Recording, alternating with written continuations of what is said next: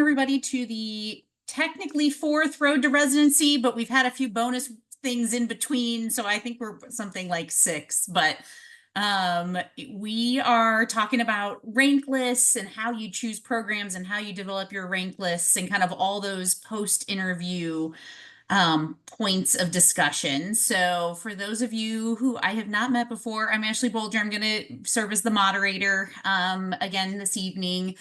I am the program director for the Combined Peds Rehab program in Cincinnati.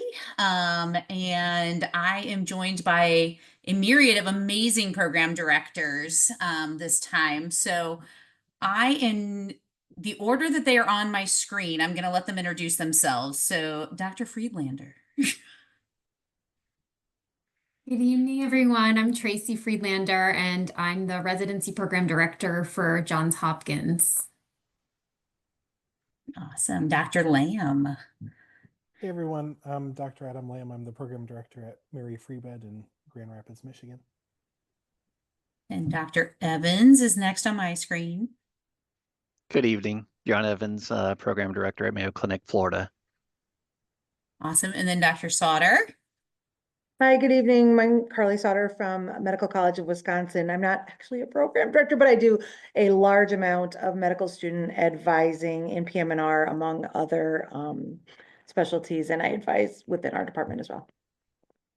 Cool. And then Dr. Choudry. Hey everyone, here's Choudry, residency program director at Burke Rehab in New York.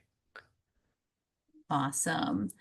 And then I would be remiss if I didn't introduce the amazing Amy, who is our AAP liaison, who helps make this happen time and time again, and drastically decreases the amount of work it takes me to do this. So thank you, Amy, as always. Couple things to get before we get started. Similar format if you've joined us for previous Road to Residency webinars. So we've had some pre-submitted questions that I will kind of start with, but please feel free to drop things in the chat. We'll try our best to answer them either in the chat, or if I feel like they're a question that a lot of people have, I'll probably pull it out and read those so that we can have a bigger group answer them. But definitely whatever you guys have questions about related to kind of, again, those post-residency topics would be appropriate for this. If you do have other questions related to pre-interview or interview topics, I would just direct you to go see one of our other Road to Residency webinars, because we have done that previously. So I'm going to try to keep us on task at the topic at hand. So I will go ahead and get us started. So kind of the first group of questions I'm going to sort of batch together is related to kind of how you evaluate and look at various programs. So for everybody out there, what is the best way you think to evaluate a program if you're not able to go in person?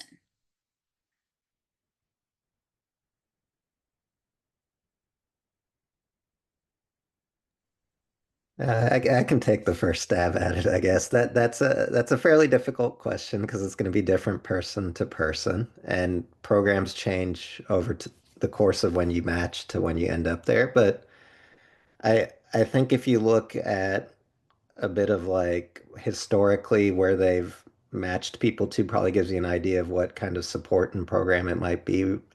And then if you're looking a little bit at like the program leadership, have they been there a while? Are they relatively new? Things like that. That might give you an idea if they're going to be around when you're due to match over there.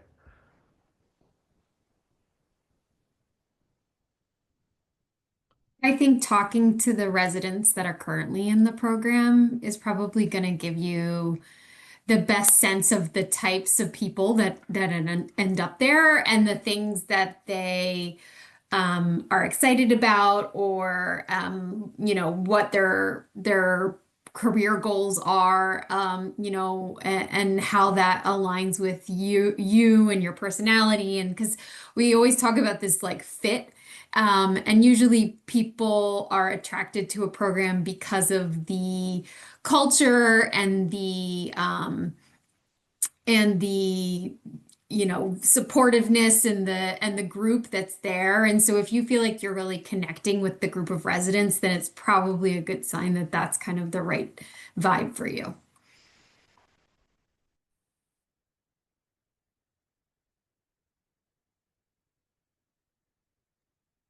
I would say also, just from a more general standpoint, taking some time to do some pretty serious, like self-reflection and deep dives. And I'm always a pretty big fan of a pros and cons lists. That's also just for rank list, but I think if you have like a set of criteria that you're interested in, you can actually start to map some of that out for different programs in terms of things that are important to you. And if different programs offer those things, um, I would, not to be negative, but I do think there's a temptation to read about programs online, in Reddit, I know there's Google stuff floating around. And I would just urge everyone to use a little bit of caution, or maybe don't read those. I think, sorry about that. Sorry.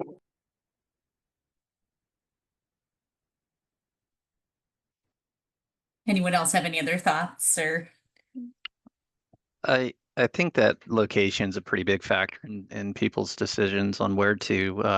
I think that remains the biggest reason why people rank programs where they rank them. So I think having a good understanding of the location, knowing if it's a location that you would feel comfortable being and thriving. If you don't have a support system if it's just very important to have a support system. If you have a significant other, if you have family and you're kind of tied to a certain region, you got to be kind of realistic with yourself as far as whether you're going to thrive in a certain environment. So I would look at each of these places, and I wouldn't just go based on reputation. I've lived enough places to know there's good areas in every city. So that's I would just find the reasons why you would do well in a certain city. At least have a reason why you would feel like you'd be happy in a certain city before kind of getting too far ahead in the process.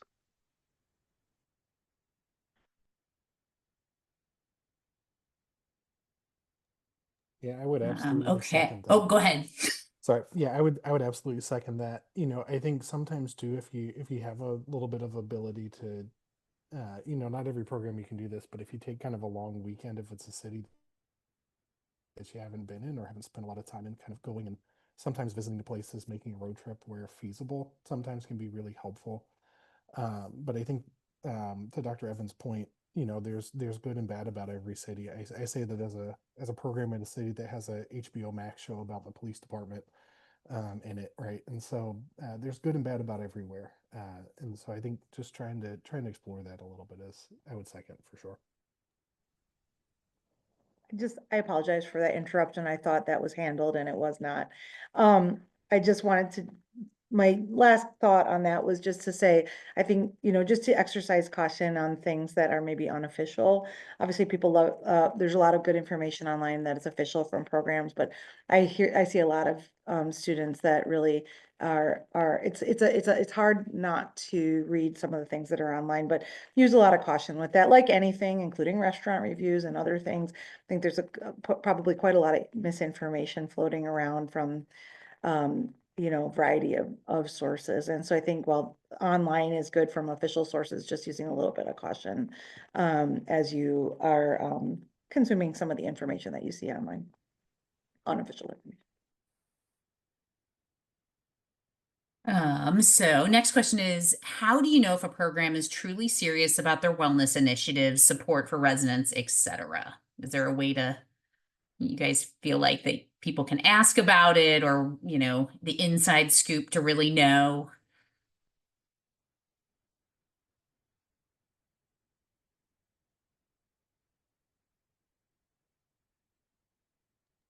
I think, I'll start. I think not to sound like a broken record, but I think talking to the residents who are there, I think is a really important one, whether it's part of your interview day or pre-interview or some kind of meet and greet that's happening before the interview. I think having access to the current resident cohort is really important there because you can gain a lot of information in that, right? If it's a program that has 20 plus residents and there's only 2 on the call, there may be a reason, right? And so I think that's something to kind of watch for. The people truly kind of feel happy and enthusiastic. You can usually kind of tell if people are putting on a what my program coordinator kind of calls our makeup face versus our kind of day to day. And so I think just kind of talking with them, talking with program leadership as well, kind of what are they doing to support resident wellness? Is it an afterthought, or is it kind of something that's actively part of what they're doing in their day to day operations? I think is another reasonable question.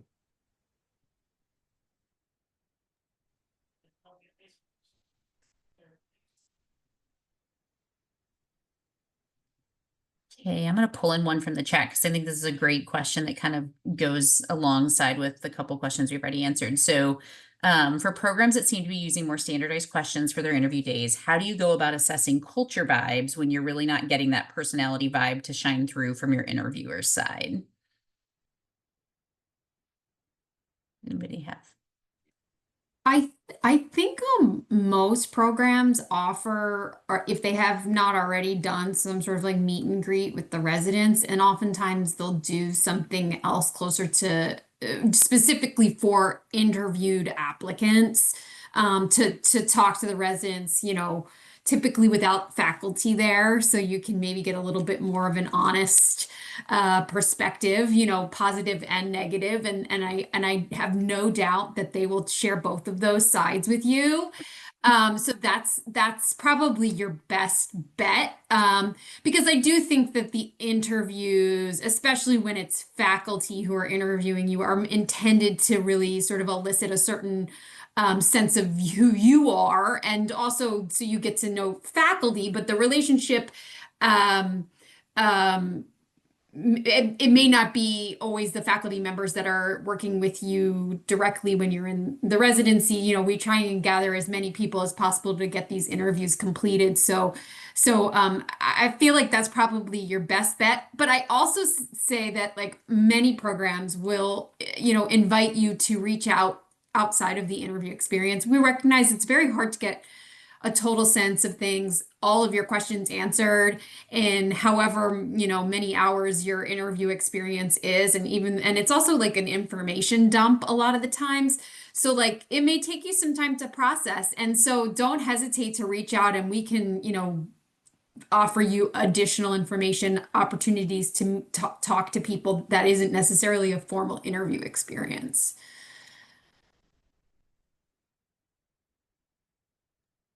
I think too, during the interview itself, you've heard a million times, like, be sure you come with questions to ask of the people that are interviewing you. And I think sometimes that is an opportunity for you to ask questions that may give you a little more candid, where your interviewer may be able to break out of some of the more formal roles. If you ask them, what do you like most about working here? Like, just questions that can help that where an interviewer can have a little bit more opportunity to give you a candid response, and you'll feel a little bit more of the vibe outside of the more standardized questions. So you can come with really, questions that are positive and may prompt interviewers to give you a little bit more of their personal take on things, and allow some of that more individual vibe to come through.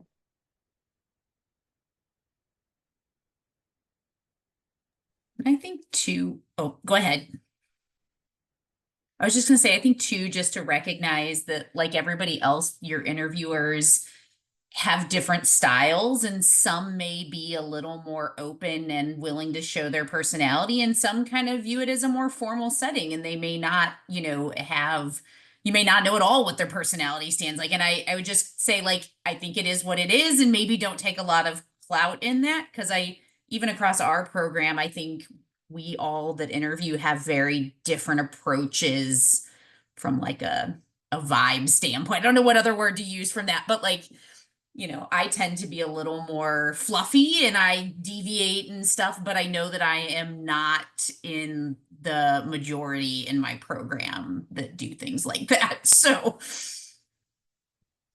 I completely agree. I think one of the more difficult interviewers I had when I was applying, I thought he hated me, and I showed up, and lo and behold, he was the nicest guy in the world, loved me, and it's just the style. So I think it's good to, just also talk to the residents as far as how's your interaction with the staff, because it's a different environment. It is, we try to be upfront and be ourselves, but it is a process. So I think sometimes just talking to the residents to get a true feel for the interactions between the residents and the staff is a good idea.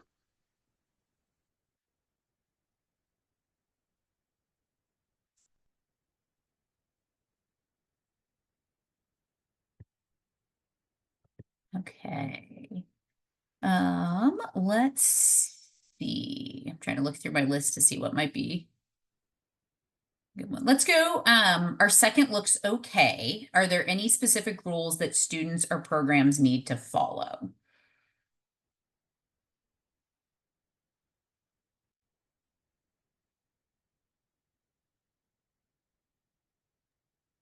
So I think from the AAP's stance on it, if I'm correctly quoting our best practices, is that they are permitted.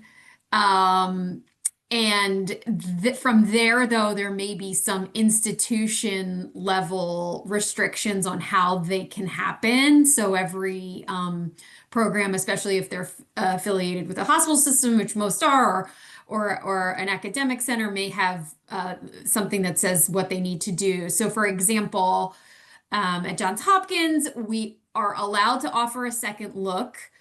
Um, and we can do that either as like a formalized group thing or, as if people, approach us and ask for an opportunity to come, but we have to do it after we've submitted our rank list. So that the applicants who are visiting understand that that visit is not part of the interview process and is not going to impact our ranking. And actually, also, they asked that the program leadership not be involved in that visit. So if you were to come, you would only interact with the residents and some other faculty potentially that aren't necessarily part of the program structure.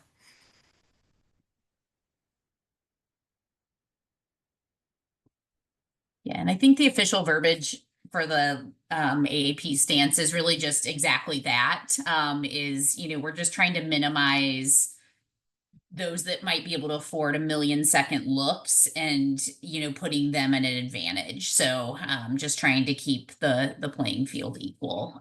My institution has very similar rules about second looks. So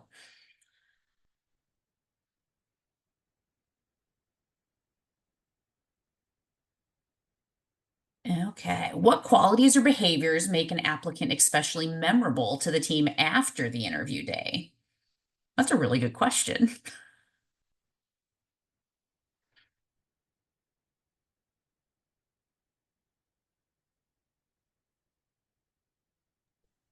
I guess, I mean, it's going to vary person to person, but usually finding some sort of connection on a shared thing and following up on it. Um, I don't know. I'm really into OKC Thunder basketball. That's where I grew up, and someone in their thank you letter emailed me like a month later about the game that happened, and they actually knew the score and what actually happened in the game. So I guess that was a really nice connection that made me think positively of that person. It might be different person to person, but I think having a genuine connection and being genuine in your follow-up or how you're reaching out to someone. Yeah, I think for me, the applicants that are most memorable are the ones that we were kind of excited to meet as we were reviewing their application. There was either something about them that really kind of stood out. They seemed like a really authentic person, and then that matched when we met them in person. I think that those are the ones that really stand out, is where there's just kind of a genuine passion for being a physiatrist, a passion for wanting to explore our program a little bit further, and kind of when the person on paper matches the person that we meet. I think that's always kind of the ideal. And I think that those are the ones that stand out in a really positive direction for me. So I think it's whatever kind of makes you tick, whatever got you excited about joining PM&R, like make sure that really comes through on your interview day, and that we can kind of see and envision a future of you being a physiatrist and being a resident in our program. I think really helps make it memorable.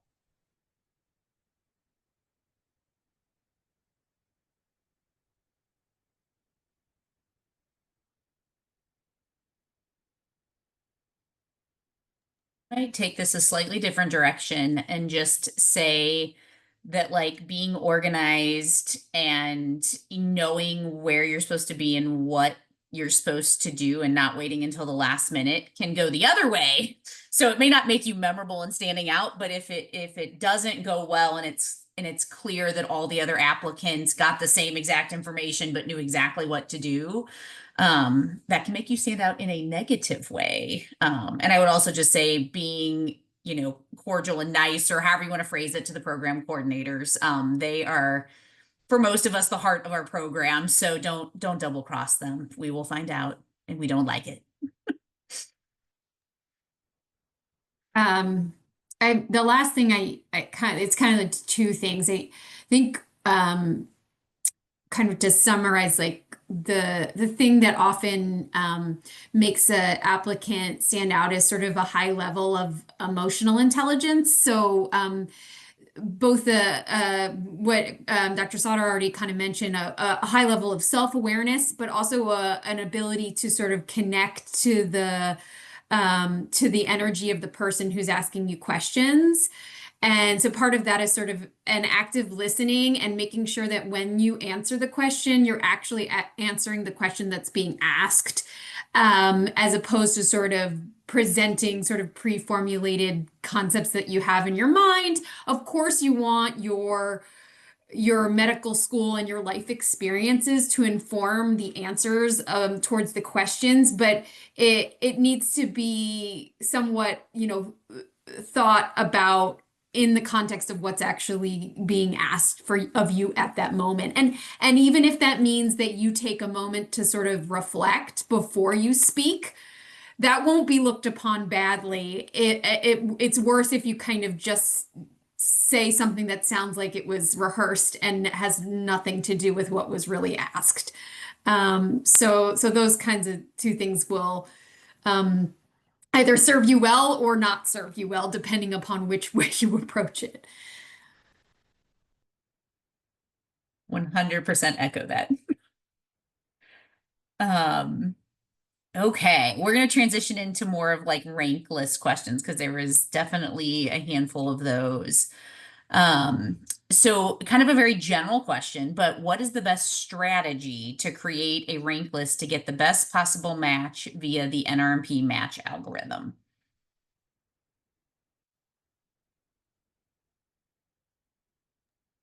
If you know that, you can sell that. I think that sounds like a money-making opportunity, would be my thought. But in all sincerity, I would just say the algorithm is weighted towards the applicant. So the programs you like the most should be at the top of your list.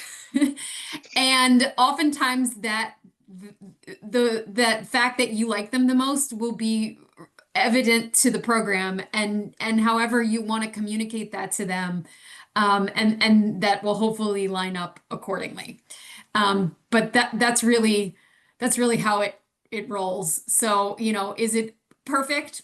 Certainly not. And I think every faculty member on here can agree to that. But yeah, and also, and if you figure out the trick, I'll invest.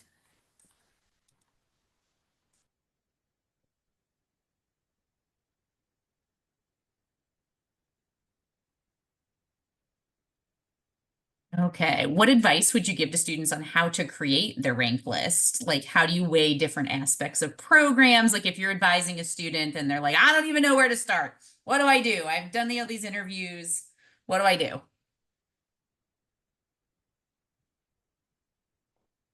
I'll try and tackle that. So when I went through, I had this giant wall of sticky notes that kind of had each program and like salary and location and relative cost of living and how many people did fellowship, et cetera, et cetera. And at the end of the day, like I ended up abandoning it because it became too scientific for me. And at the end of the day, what it came down to for me was trying to think of who did I want to be professionally and personally in say 5 or 10 years, and which programs had the people who I thought were going to be able to get me there. Because I think at the end of the day, what you're really trying to pick is not just the name of a program or the location, but the people there. You're going to become kind of the best part of all of those people, is kind of, I think, the goal of residency. And so finding who you resonate with most and which program is going to help you get to where you want to be. Because I think we're always in this, I want to get into medical school, I want to get into residency, I want to get into fellowship. There's a reason that we're doing all of that, which is to kind of help set a guideline and a direction of where we want to be and who we want to be, and picking the program that gets you there, I think is really what it came down to. And so I always tried to envision, if I close my eyes, what name do I want to see in the envelope? And that to me was most helpful. And then just kind of going down and saying, if it can't be that, who would I want it to be next? And that was far more helpful to me than all the spreadsheet work I did by far.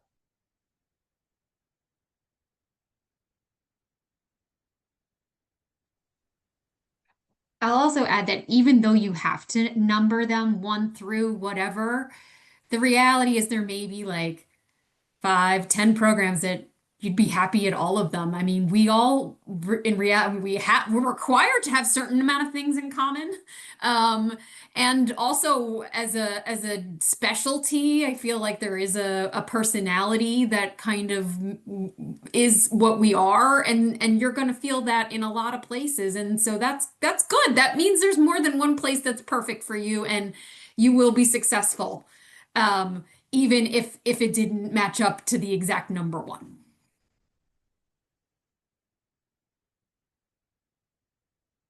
Yeah, I do a lot of advising of students as well, because I coordinate all the students at our institution for they go into PM&R. And I often, when they ask me this question, I'm like, just go with your gut. Like, if your gut is telling you something, there is something about why it's telling you that.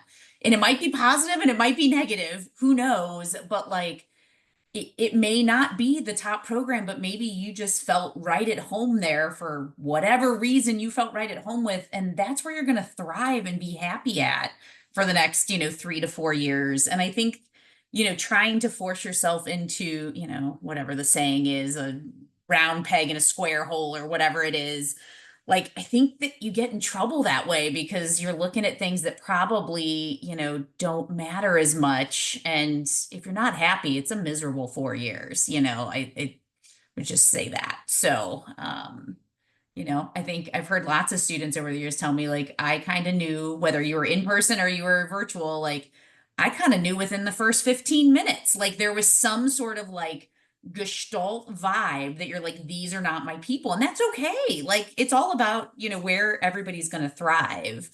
I don't want to match people that are going to be miserable in my program, no matter how good or bad my program is. I want people to be happy and to want to be here. So,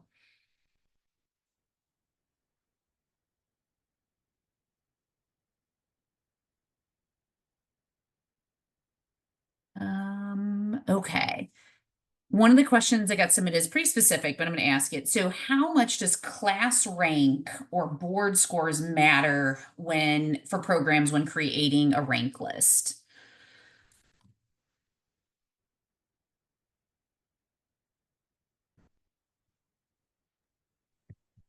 I mean, it's going to be different program to program. I'll say it doesn't not matter, I guess is the way to put it. Like it's having a better ranking in your class or board score is going to help you. Not to say that being lower in those areas is something that has kept people from being matched. There's plenty of people in the bottom quartile, this guy right here being one of them, that has matched and done well for themselves. So, like, um, different programs look for different things. And even in your own class, you want to have a diversity of trainees. You don't want everyone to fit the same profile. Um, I think the best thing I've seen with applicants really is if there is something you consider to be, I guess, a strike against you, whether it's like a failed surgery rotation or a failed step one or something, would really just honestly you be upfront about it and tell us the reason why, and then we can move past it. Like I failed, or you can say maybe I withdrew from residency my intern year because I got in a car accident. That's an okay thing. It's okay. Just tell us instead of talking around it. If then we can get to know you and know the context of how you've grown as a person.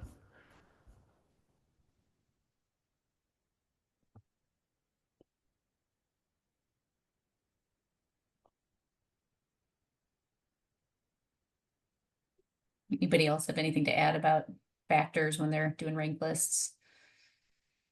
I mean, I would agree with that. I think the other one that I say matters to me is trajectory, right? So sometimes, like, admittedly, some of us are not grid test takers, or some of us, had a tougher time pre-clinically than we did clinically. I think, at least for me, like, I tend to put a little more weight on clinical performance than preclinical. And so if there's kind of an upward trajectory, maybe it's a step one fail, but then, you're getting high pass and honors on a lot of your clinical rotations. Those kinds of things become a lot easier to overlook when there's kind of a clear upward trajectory. There was kind of something that happened. There was a lesson learned. There was kind of self-improvement that happened. So I would say I look almost more at trajectory than kind of, what's the rank or things like that.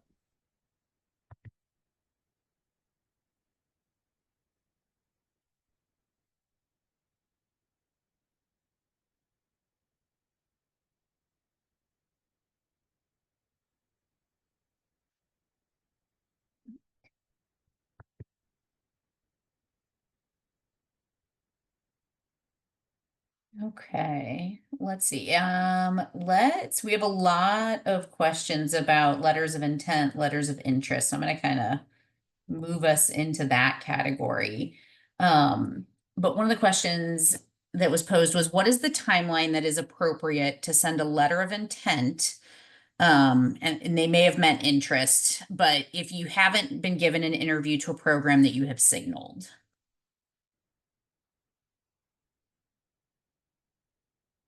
So more on the front end of the process, but I think it's still applicable.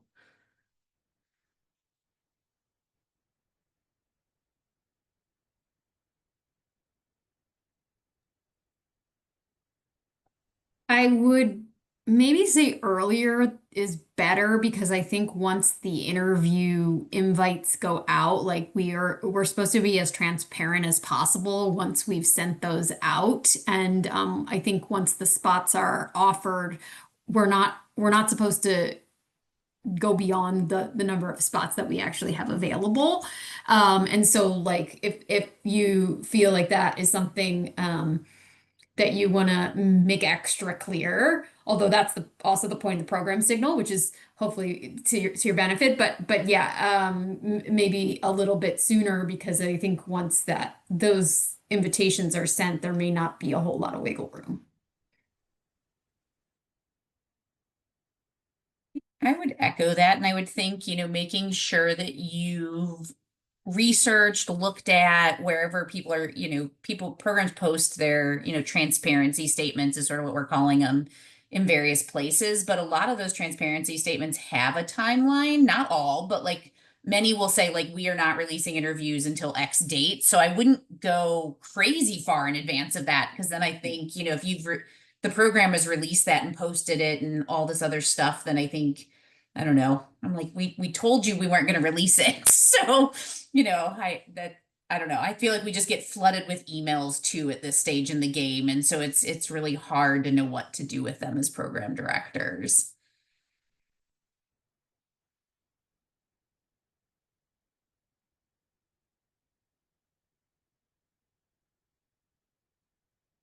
Okay. Let's see what I got here.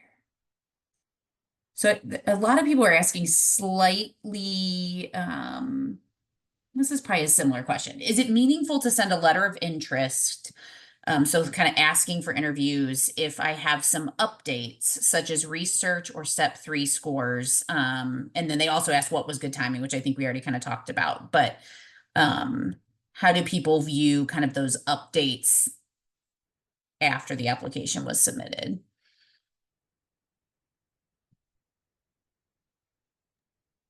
I think it kind of depends on what the update is. If it's something pretty major or that you think kind of helps either write a situation on an application, say you had a suboptimal step 2 score, but you have a step 3 score that's really solid, I think that that can be a helpful piece of information.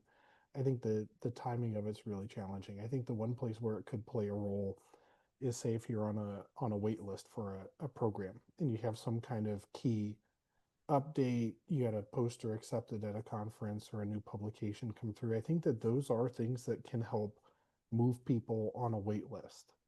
So I think that that's another place where these may play a bit of a role even after kind of the initial interview waves.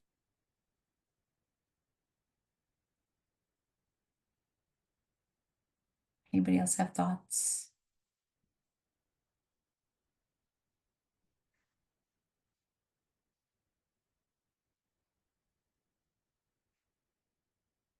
I think the only other thing I would add is just, again, reflecting on the level of importance that that change is, and having that emotional intelligence to know, because I think they're definitely, I mean, we all try to make ourselves look in the best light, but there's a reason that the AAMC went to 10 experiences. So if you're using it to like game the system, so to speak, I think, you just have to be careful with that, like, and how you do that. Cause I think I've definitely seen some students try to like, I'm adding on a few more things. Like I didn't have enough space or whatever it is. So I just think you have to be careful about kind of coming across doing that. And then Dr. Lamm had answered this question, but I'm gonna pose it to everybody as well. What's something you think students may often overlook when ranking a program that could become really important later in residency? So we had a mentorship, and then another shout out to the program coordinator, 100% agree with that. 100% agree. But anybody else have any other big things that you wish you would have thought of or try to mentor students to think of? I would actually really echo the mentorship statement that Dr. Lamb made. And I think that goes not only for mentorship, in terms of faculty who will be mentoring you, not only just generally through residency, but as you come closer to a decision as to what direction or what subspecialty area you might want to go into. But I think peer mentorship is also really extremely important, for academic guidance, but also personal support and guidance. And so a lot of programs do have formal mentorship programs amongst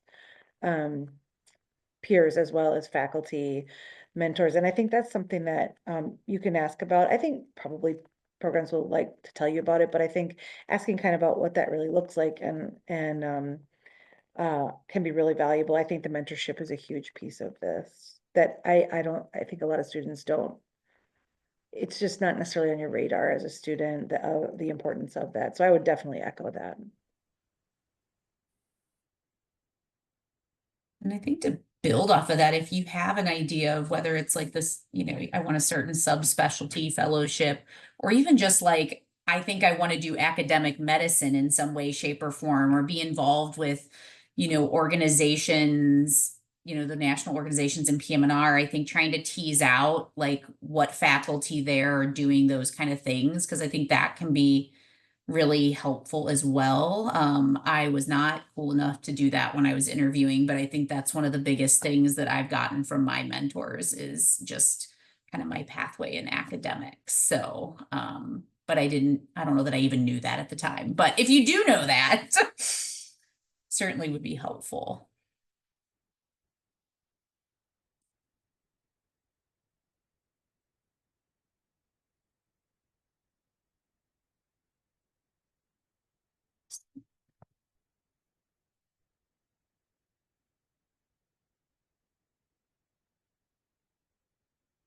Okay. How should you craft a letter, and we'll say either interest or intent, to capture the reader's attention? Any success stories that you can share?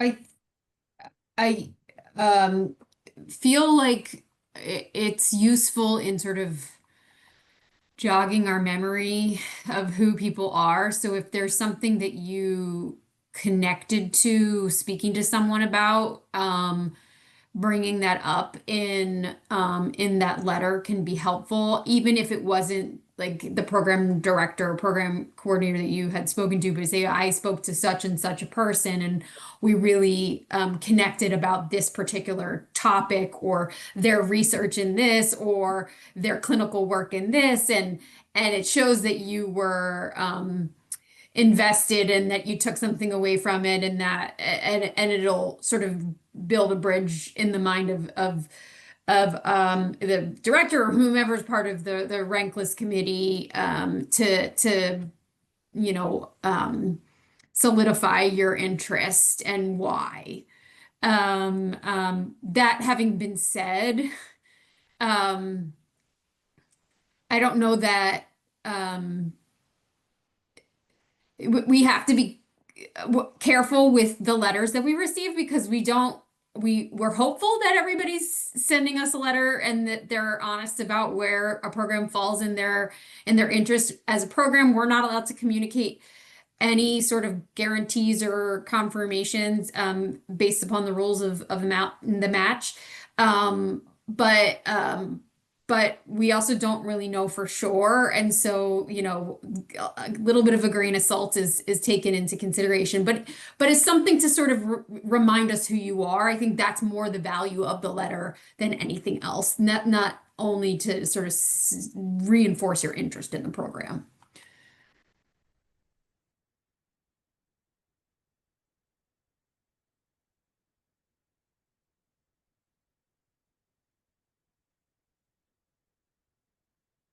Are there any other things you guys like to see in letters of intent, or how long they should be? That there's a couple other questions related to like formatting, like how do I make this letter of intent? I don't know if you guys have things that you either like or don't like when you receive those. I would say, I mean, relatively short and succinct is always nice. If you want to like attach your like ERAS CV or something like that, that can be helpful. It saves us from having to log into ERAS and go look you up. I've found that to be helpful when someone's done that.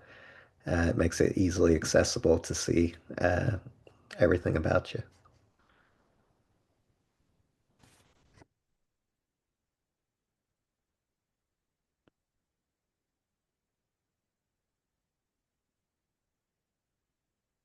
Just some great questions in the chat. Oh, sorry, my thing just moved.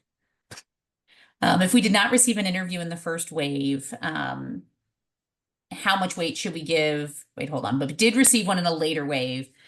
How much weight should we give that in terms of odds of matching its said program? So just knowing that programs kind of batch things together, and should we infer from that? I know, Adam, you just wrote some stuff right as I was starting to ask the question. So Sorry, that was my fault. I think I moved it on you as you were reading. no, it's all good. I was like, oh gosh, what's going on?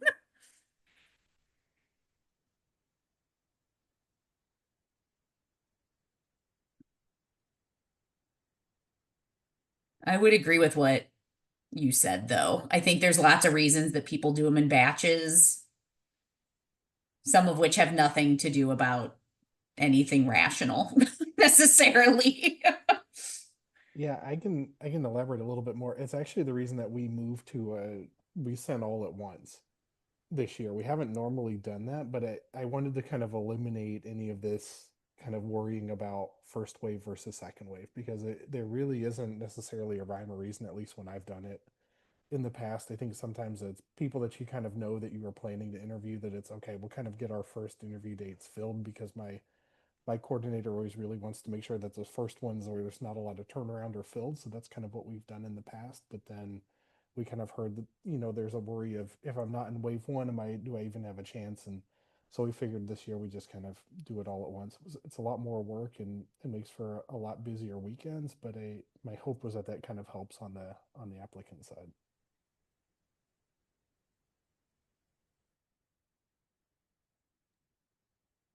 I'm sure again, this is one of those every program's a little bit different situations, but I know personally I like to make sure I've looked at as many applications as possible before I send out because I just want to be as fair as I possibly can to everybody.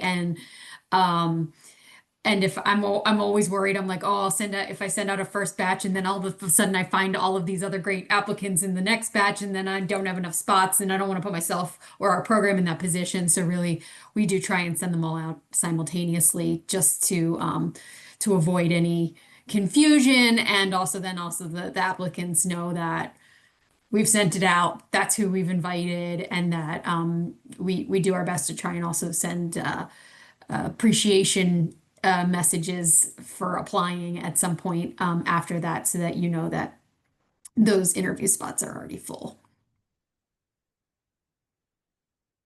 Yeah, I'd say that's what we've tried to encourage programs to do is, there are some functions in ERAS, I think, in terms of like waitlisting or I hate the term rejecting because I just don't like the word, but like, we're not going to offer you an interview. I think everybody does it a little bit differently. So I think, I don't know, at some point it's probably okay to reach out. What the timeline is, it goes back to, I don't really know. But we try to encourage people to be transparent and when interviews are out and like people have been notified to let everyone know. I don't know how much people are doing that across the board.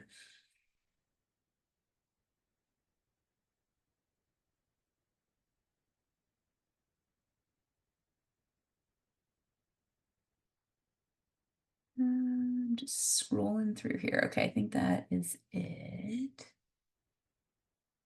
That might be all of the pre-submitted questions I have. Does anybody, here we go.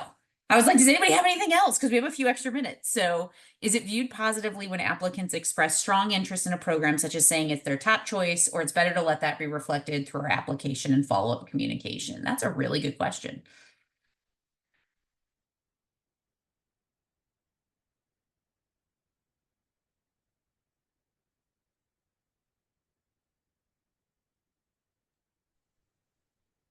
I don't know. I would say, I mean, you would be surprised depending what year it is or what. I mean, some of us been doing this for a while, right? How often you hear that or for how many people. So I don't necessarily know that it's viewed as a strong thing. Someone might say that, and then you've had experience where that person doesn't match because they went somewhere else, even though they said you were the top thing. So I think some of us might have learned to have not taken that as such a thing, and that could, unfortunately, for those that are communicating that as a genuine thing, you suffer due to that experience we've had in the past. I think letting it reflect through your application and follow-up communication is a way to go, but um, don't expect that if you have communicated, hey, you're my top program, that's going to significantly change things one way or the other.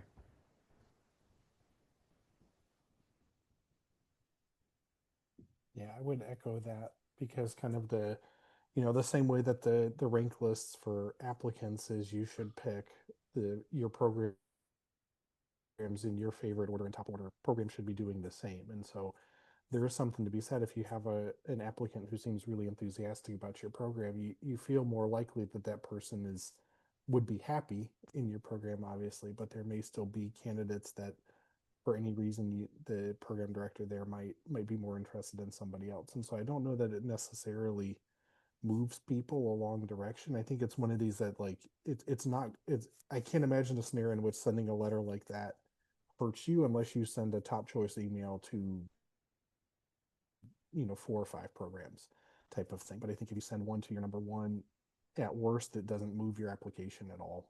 At best it might move you a little bit. I probably wouldn't do it earlier in the process. If it's early on that we expect that you're learning about all these programs, you're going to be going on interviews, and that should mean something. You should be gaining something from that and learning from your experience and helping that refine your decision making. So when you show up to your first interview telling someone that they're going to be your top choice, I don't think that's taken quite with the same power as if someone said that at the end of the process. So I would, keep your mind open. We understand that you're going to be going on these interviews. Your opinion it may change over time. I'd be careful with committing too strongly on saying someone's your top choice, especially earlier.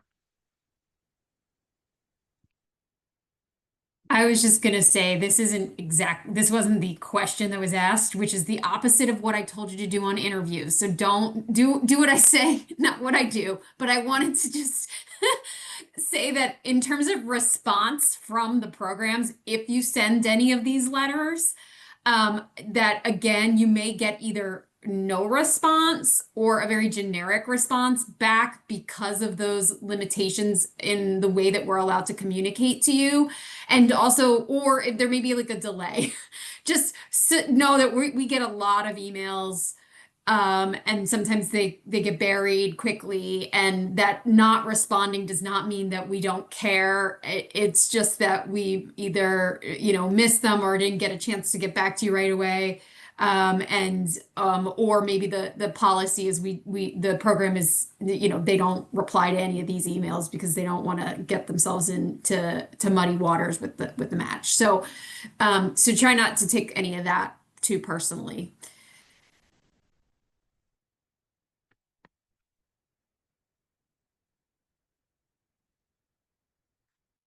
The other thing I might just add is if you're in like a unique situation, I'm thinking couples matching more than anything, where like, after all is said and done, there's like one or two programs where like both you and your significant other just like loved.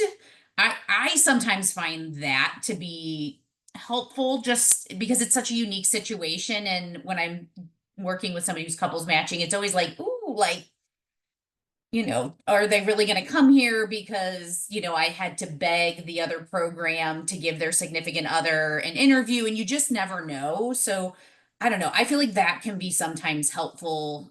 Maybe it's not like they raise to the top of my list, but if there's like, two people that are neck and neck, like sometimes that can sway a little bit. Just having that. So I don't know if other people use that, for couples matching, but sometimes that's just a game, I feel like, and it's so hard to know.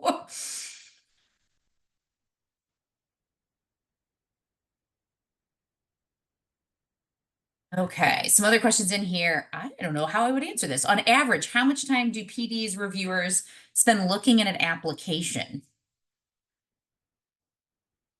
I don't know that I've ever timed myself. It's embarrassing how slowly I read. Like, I don't even want to answer that question. It might make you less interested in my program because I'm so slow. I think I try and like give myself like a quota for a day, like, because also after a certain number of applications, you get like cross-eyed and you can't focus anymore. And so like it's a fine balance of like getting enough done so that you're moving through the list efficiently and also not doing too much at a time that you stop paying attention to what you're reading. But yeah, I don't think I've timed myself on individual applications. And I think that if I did, I would just make myself really sad. So I'm not gonna do that.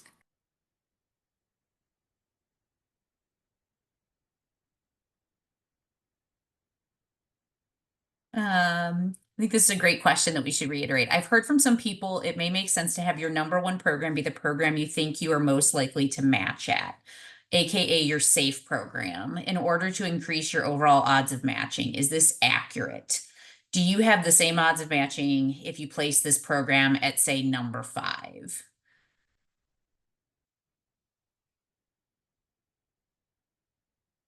So like I can try to answer. This is like gets into like the semantics. I don't know about odds. Like I don't do statistics in a helpful way.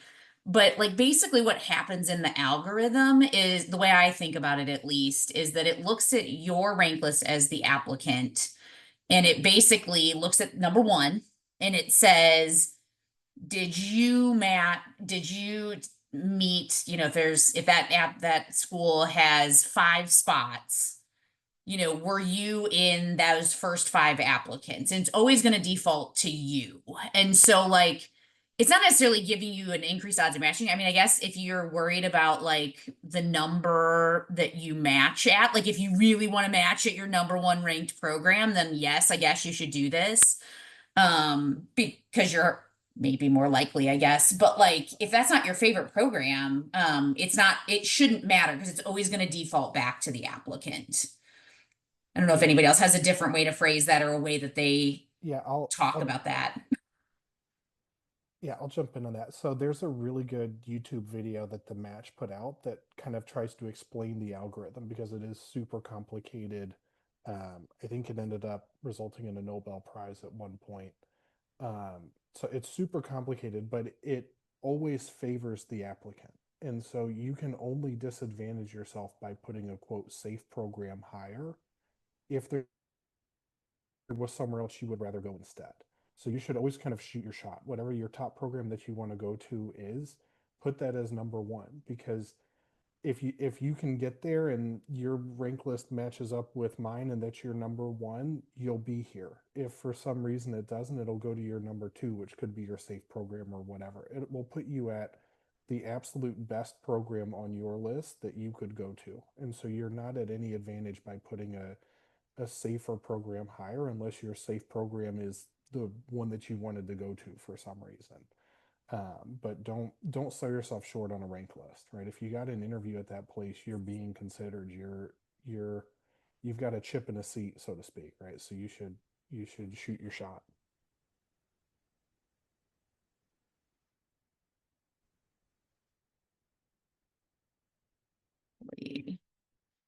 Well, it is 3 minutes till. Amy, do you have that lovely slide I forgot to ask you that we always put up at the end or? Oh, I do. Hold on just a second. Maybe you No, can you're take one good. You're question good. while I get it.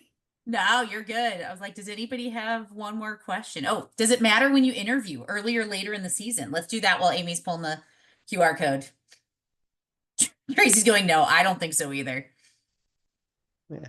No, we spread out our interviews on purpose so that you find a time that works for you. Also, times that work for all of our faculty. We have different faculty interviewing on different days, so it doesn't even matter because it's going to be a different group of people probably that you would, end up being interviewed by depending upon availability. It's all just a scheduling thing, and then we look at everything all together at the end, so it's not going to make a difference. That would be my take on it.